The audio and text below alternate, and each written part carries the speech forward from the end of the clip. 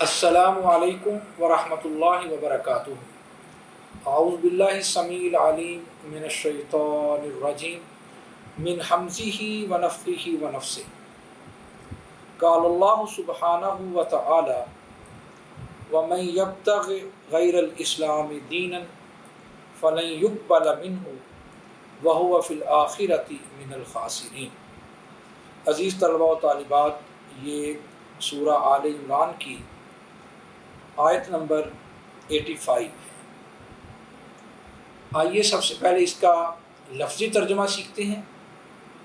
وَمَن یبتغی، وَو اور من جو، یبتغی وہ تلاش کرے، غیر الاسلامی اسلام کے علاوہ، دیناً کوئی دین، فلن یقبلا، فلن تو ہرگز نہیں، یقبلا وہ قبول کیا جائے گا، منہ اس سے، وہو فی الآخرۃ من الخاسرین، وہو اور وہ فی الآخرۃ آخرت میں، من الخاسرین خسارہ پانے والوں میں سے ہوگا۔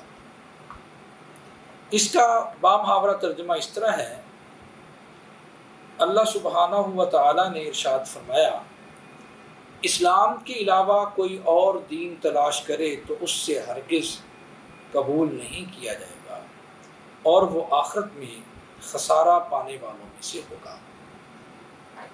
تو اس میں سے اگر ہم غور کریں تو اکثر الفاظ اردو زبان میں بھی ہم استعمال کرتے ہیں، جس طرح کہ وہ کا معنی بھی آپ سیکھ چکے ہیں، من کا معنی بھی، جب تک وہ تلاش کرے۔ اس طرح غیر الاسلام، غیر کہتے ہیں علاوہ کو، اور اسلام کا معنی تو دین اسلام اکثر جو ہے وہ استعمال کیا جاتا ہے، اور آپ حضرات کو اس کا اچھی طرح علم ہے۔ اسلام کے جو لغوی معنی ہیں وہ ہوتا ہے کسی بھی چیز کو صدق دل کے ساتھ قبول کرنا۔ جس طرح ایمان اور اسلام آپس میں مترادف ہیں، تو اگر اسلام کی تعریف کی جائے تو اس طرح ہے، اقرار باللسان و تصدیق بالقلب و اعمال بالجوارح۔ اور یہ ہے اسلام کی تعریف کہ زبان کے ساتھ اقرار کیا جائے، دل کے ساتھ اس کی تصدیق ہو، اور اعضاء کے ساتھ اس پر عمل کیا جائے۔ جس طرح 5 ارکان ہیں، اور اسی طرح 6 جو ہیں وہ ارکان ایمان ہیں، اور 5 ارکان اسلام ہیں، جس طرح کہ آپ پہلے احادیث میں پڑھ چکے ہیں۔ بنی الاسلام علی خمس، کے اسلام کی بنیاد ان 5 چیزوں پر ہے۔ اور ان تؤمن باللہ و ملائکتہ و کتبہ و رسلہ والیوم الآخر و تؤمن بالقدر خیرہ و شرہ، یہ 6 چیزیں جو ہیں وہ ایمانیات میں سے ہیں۔ تو یہ 11 چیزیں بنتی ہیں، ان کے اوپر ایک مسلمان صدق دل کے ساتھ، زبان کے اقرار کے ساتھ، پھر اعضاء کے عمل کے ساتھ اگر اس پر یقین رکھتا ہے، تو یہی ایمان کی تعریف بھی ہے اور اسلام کی تعریف بھی ہے۔ تو اسلام کے معنی ہے امن اور سلامتی کے، تو گویا پورے کا پورا دین جو ہے وہ امن اور سلامتی کا نام ہے، امن اور سلامتی کا ہی مظہر ہے۔ اور دین اسلام کا آغاز آدم علیہ السلام سے ہوا، اور ہمارے پیارے رسول جناب محمد کریم صلی اللہ علیہ وآلہ وسلم پر اس کا اختتام ہوا ہے، یعنی آپ خاتم النبیین ہیں صلی اللہ علیہ وآلہ وسلم۔ جس طرح کہ ما کان محمد ابا احد من رجالکم ولکن رسول اللہ و خاتم النبیین وکان اللہ بکل شیء علیم۔ یہ سورہ الاحزاب میں یہ اللہ تعالیٰ کا فرمان موجود ہے کہ آپ خاتم النبیین ہیں۔ اور اس بات کو بھی سمجھ لینا چاہیے کہ ان الدین عند اللہ الاسلام، اللہ کے نزدیک دین صرف اسلام ہے، اسلام کے علاوہ اور کوئی قبول نہیں کیا جائے گا۔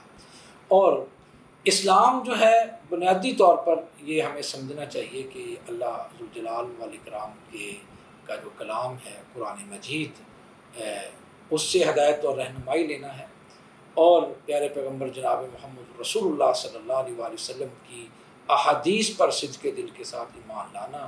اور یہ دین اسلام کے بنیادی سورسز ہیں جہاں سے دین کو سیکھا جاتا ہے۔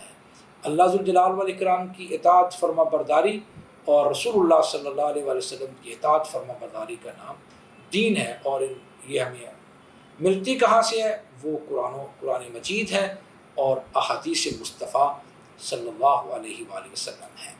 اسی طرح اسی سورہ کی 2 آیات ہم اور پڑھتے ہیں۔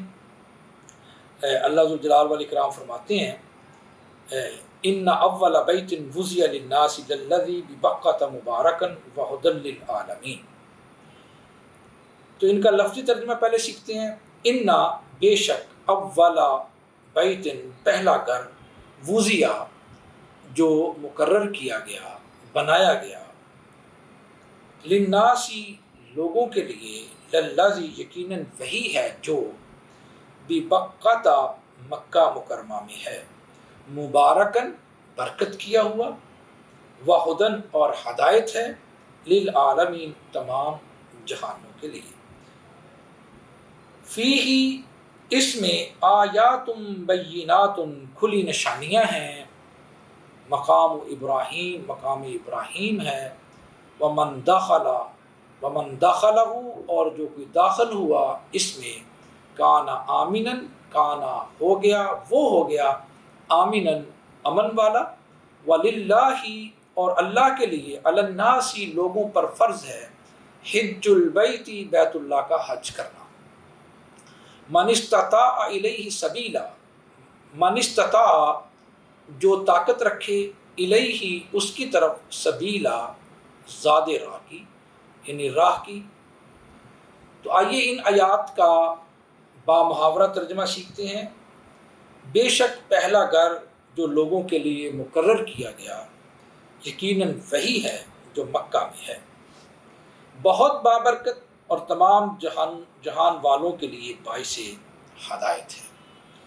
اس بیت اللہ میں کئی کھلی نشانیاں ہیں، ان نشانیوں میں سے ایک مقام ابراہیم ہے، اور جو اس میں داخل ہوا وہ امن والا ہو گیا، اور اللہ کے لیے لوگوں پر بیت اللہ کا حج کرنا فرض ہے جو اس کی طرف راستے کی طاقت رکھے۔ عزیز طلبہ و طالبات، ان 2 آیات کے اندر جو سورہ آل عمران کی آیت نمبر 96 اور 97 ہے، یہ بیت اللہ شریف جو ہے اس کی تاریخ بیان کی گئی ہے کہ اللہ تعالیٰ نے بنی نوع انسان کی ہدایت کے لیے جو سب سے پہلا گھر جس کے بارے میں یہاں بتایا، حضرت آدم علیہ السلام نے جس کی سب سے پہلے تعمیر کی تھی، وہ بیت اللہ شریف ہے، وہ مکہ مکرمہ میں ہے۔ یہ مکہ مکرمہ کا پہلا نام تھا۔ تو اس کے اندر اللہ تعالیٰ نے یہ بھی بتا دیا کہ یہ بہت بابرکت ہے اور تمام جہان والوں کے لیے اس کی کے لیے رحمت ہے۔ تو اس گھر کی طرف جانا، وہاں پہنچنا اور حج کے ارکان ادا کرنا، یہ نہ صرف باعث اجر و ثواب ہے بلکہ یہ اللہ تعالیٰ کی طرف سے فرض کیا گیا۔ جو حج بیت اللہ کی فرضیت ہے وہ بھی اسی آیت مبارکہ سے ثابت ہوتی ہے، وَلِلَّهِ عَلَى النَّاسِ حِجُّ الْبَيْتِ مَنِ اسْتَطَاعَ إِلَيْهِ سَبِيلًا۔ اس آیت مبارکہ سے ہی حج بیت اللہ کی فرضیت ثابت ہوتی ہے۔ تو آپ دیکھتے ہیں کہ بیت اللہ شریف جو ہے اس کے اندر کتنے شعائر ہیں، کتنی اللہ تعالیٰ کی علامتیں اور نشانیاں ہیں، امت مسلمہ کے لیے ایک وحدت کا، یگانگت کا، بھائی چارے کا ایک سب سے بڑا ذریعہ ہے، اور ہر سال مسلمان وہاں جمع ہو کر ایک نئے عزم اور ولولے کا اظہار کرتے ہیں، اور آپس میں اتحاد پیدا کرنے کے لیے، اتفاق پیدا کرنے کے لیے اسلامی تعلیمات میں سے، اسلامی عبادات میں سے یہ ایک بہترین مظہر ہے۔ اور اس بات کو بھی سمجھ لینا چاہیے کہ یہ جو گھر بیت اللہ ہے، رسول کریم صلی اللہ علیہ وآلہ وسلم نے خصوصی طور پر بیان فرمایا کہ جو کوئی بندہ اس کے اندر ایک نماز ادا کرتا ہے اس کو 1,00,000 نماز پڑھنے کا اجر اور ثواب عطا کیا جائے گا۔ تو یہ ایک امن کا گہوارہ بھی ہے۔